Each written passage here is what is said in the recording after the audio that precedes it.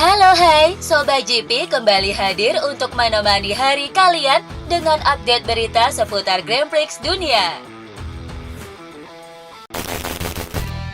Manajer tim Ducati Lenovo, Davide Tardozzi, menyuarakan keprihatinannya soal minimnya talenta baru dari kejuaraan nasional menuju pedok MotoGP. Di masa lalu, seperti era 1980 sampai 1990-an, banyak pembalap hebat dari Amerika dan Australia yang melangkah ke kejuaraan dunia 500cc setelah sukses di kejuaraan nasional dan Superbike. Namun kini jalur tersebut nyaris tertutup. Hampir semua pembalap muda muncul dari sistem internal pedok seperti Red Bull Rookies Cup atau Junior GP, sementara kejuaraan nasional tak lagi dipandang sebagai sumber talenta utama. Dilansir dari Speedweek, Tardozzi menilai bahwa masalah utamanya terletak pada peraturan yang tidak seragam dan tingginya biaya berkompetisi. Kejuaraan nasional tidak kompetitif lagi. Dulu, orang seperti Neil Helson bisa bertarung melawan juara dunia dengan motor yang sama karena aturannya mendukung. Sekarang biayanya terlalu mahal untuk masuk ke Moto3 atau bahkan ke Superbike nasional. FIM yang harus disalahkan. Kita harus berpikir keras tentang masa depan. Kejuaraan nasional sudah mati. Bos tim Gresini Racing, Michele Massini, memberikan pujian setinggi langit kepada Alex Marquez atas performanya yang mengesankan di MotoGP musim ini. Massini memuji lonjakan performa luar biasa rider asal Spanyol tersebut, yang dinilainya telah menemukan bentuk terbaiknya sejak pindah dari Honda ke Ducati. Setelah masa sulit bersama Honda, Marquez menemukan kembali kecepatannya di Gresini, meski tahun pertamanya di atas GP23 tidak sepenuhnya sesuai dengan gaya balapnya.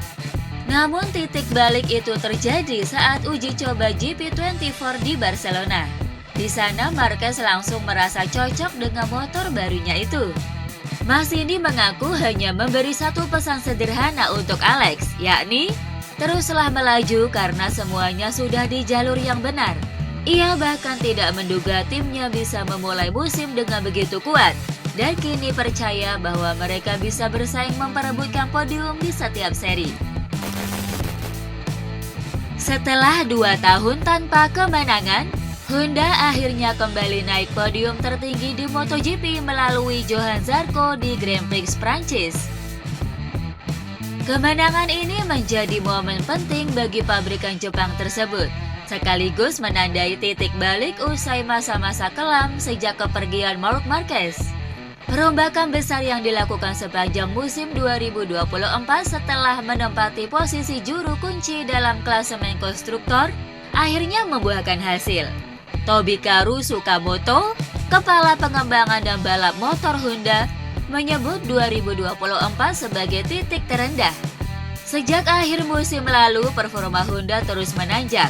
Kini mereka naik ke posisi 2 klasemen konstruktor dan mencetak poin di setiap balapan. RC23 versi 2025 diklaim lebih cepat 1 detik per lap dibanding pendahulunya, berkat perbaikan menyeluruh dari mesin hingga aerodinamika. Bos Honda, Romano Albesiano, mengatakan bahwa Honda berambisi besar untuk segera kembali ke puncak MotoGP tanpa menunggu perubahan regulasi pada 2027 mendatang. Di awal musim ini, Honda merekrut Romano Albesiano dari Aprilia. Langkah strategis yang membawa angin segar ke dalam struktur teknis pabrikan asal Jepang itu. Hasil positif pun mulai terlihat di kubu pabrikan berlogo sayap tunggal itu, di mana Johann Zarco berhasil menang di Le Mans dan naik podium di Silverstone bersama LCR Honda. Bersama Albesiano, Honda memperkuat program pengujiannya dengan 2 wajah baru yang sudah berpengalaman di MotoGP, Alex Espargaro dan Takaaki Nakagami. Kedua pembalap ini memiliki pemahaman yang mendalam terhadap metode kerja Albesiano yang tentunya akan memudahkan adaptasi dan kolaborasi dalam pengembangan motor. Albesiano mengakui bahwa Honda memiliki sumber daya besar dan basis motor yang menjanjikan. Meski masih ada beberapa kelemahan teknis yang harus dibenahi, terutama soal getaran. Ia juga mencatat bahwa Zarco mampu tampil kuat karena lebih tahan terhadap keterbatasan teknis yang ada. Albesiano menekankan, untuk bisa bersaing di barisan terdepan, motor haruslah sempurna dari segala aspek, baik dari segi pengereman, akselerasi, hingga keseimbangan sasis. Menurutnya, dalam dunia MotoGP modern, motor tak boleh memiliki titik lemah jika ingin bersaing di level tertinggi. Jorge Martin memberi bocoran terkait comeback-nya di MotoGP usai mengalami cedera parah saat balapan di Qatar. Jorge Martin yang hadir pada acara Aprilia All Stars di Misano awalnya hanya berniat datang sebagai bintang tamu saja. Namun keinginan untuk kembali naik motor nampaknya sudah tidak bisa terbendung lagi. Alhasil ia pun menggeber motor Aprilia RR660 dan Aprilia RS V4. Bahkan sang juara MotoGP ini mampu melahap 20 putaran. Dalam wawancaranya dengan GP1, Martin mengatakan percobaan itu terasa sangat luar biasa dan memberinya keyakinan bahwa pemulihan berjalan sesuai harapan. Namun demikian, ia sadar telah mengambil risiko besar dengan kembali ke trek terlalu cepat. Namun ia memilih untuk tetap tenang.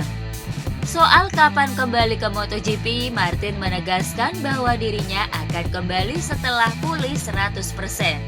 Sebelum libur musim panas, saya akan melakukan tes. Mereka sedang merencanakan sesuatu. Tapi untuk balapan, saya akan menunggu hingga 100% fit. Setelah akhir pekan yang mengecewakan di Silverstone, Maverick Viñales berharap bisa menebus kegagalan itu di Grand Prix Aragon akhir pekan ini. Sebagaimana diketahui, Viñales tampil kuat di Qatar, Jerez, dan Le Mans. Akan tetapi hasil balapan di Silverstone sangat jauh dari ekspektasinya. Viñales mengalami sejumlah kendala teknis di Inggris yang membuatnya gagal lolos ke Q2. Namun ia menilai akhir pekan itu tetap penting karena tim berhasil mengidentifikasi beberapa titik lemah motor yang menjadi masukan berharga untuk pengembangan RC16. Kepada GP1, Viñales sendiri mengaku percaya diri dengan potensi KTM dan optimis bahwa Aragon bisa menjadi titik balik. Balapan di depan pendukungnya tentu memberi motivasi tambahan. Dan ia menargetkan untuk memulai akhir pekan dengan kuat sejak sesi Jumat agar bisa masuk ke Q2 dan mengamankan posisi start yang solid. Pengamat MotoGP Michael Leverty ragu Francesco Bagnaia bisa bangkit di 15 seri tersisa di MotoGP 2025.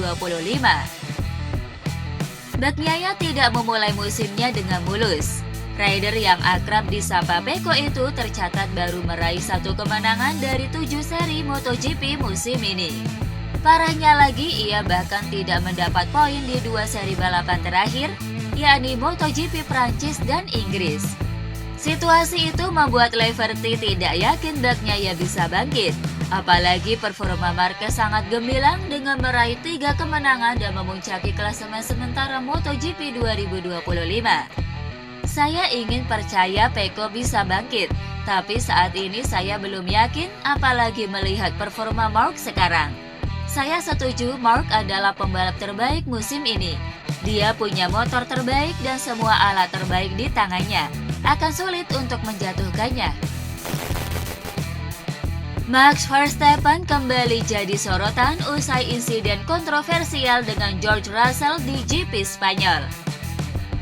Pada putaran terakhir di tikungan 5, Verstappen terlihat melambat sejenak untuk memberikan posisi keempat kepada Russell sesuai instruksi tim, namun tiba-tiba kembali mempercepat dan menabrak mobil Mercedes itu. Alhasil pembalap asal Belanda itu pun menerima penalti waktu 10 detik. Saat ditanya apakah insiden tersebut disengaja, Verstappen enggan memberikan klarifikasi dan hanya menjawab singkat bahwa hal itu tidak penting.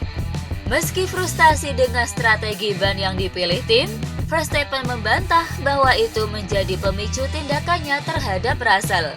Ketika disebut bahwa insiden seperti ini dapat menodai reputasinya sebagai pembalap hebat, Verstappen menepis kritik itu dan mengakhiri wawancara dengan singkat.